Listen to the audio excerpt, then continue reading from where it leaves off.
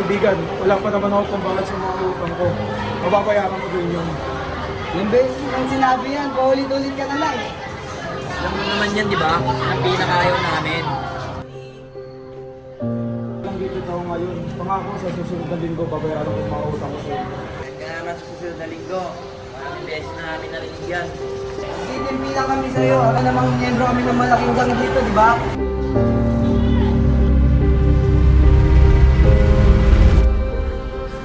Pag di ka pa nakapagbayad sa susunod na linggo, alam mo na mangyayari sa kapatid mong nag-aaral dito.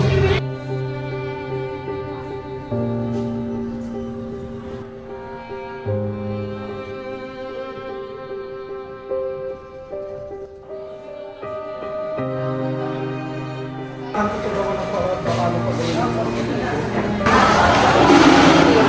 Marami na tayo sa kantin na bibigyan niya ako eh. Eh, pero kailangan ko muna ipasa ang aking assignment baka mawala na sila sa garden. Kaya ito na lang. Tara na.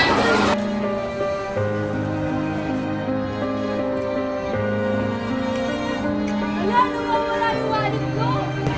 Saan mo nilagay? Hindi ko alam kung saan ko nilagay. Sama mo ko sa room. Malaki pa naman yung laman nun. Ayos ka masama, pre. Baba mo pala. Okay, ikaw, ilan ba? 3. Baka mo din pala eh. Alasaya mo ba mag-report sa ating guro para madaling maiwan mo? Tara, sabihin natin kay Sir Paborito.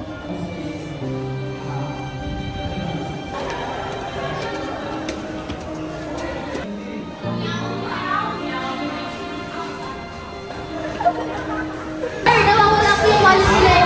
Sir, pwede po bang magpatulong magpahanap ng aking wallet? Nandun po kasi ang allowance ko ng... Kalma anak, tutulungan kita. Ari bang lumabas muna kayo lahat? Dahil papalungat ko ang inyong mga bag. Sir, kilala po namin yung kumuha ng wallet. Oo nga po, sir. Panan po namin ng video habang ginawa niyo po yung wallet. Ito nga po yung video, sir. Oh.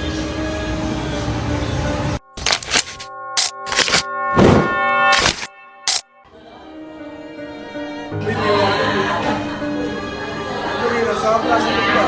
Akala na. Kunin na ito para may pambayad daw sa utang ko.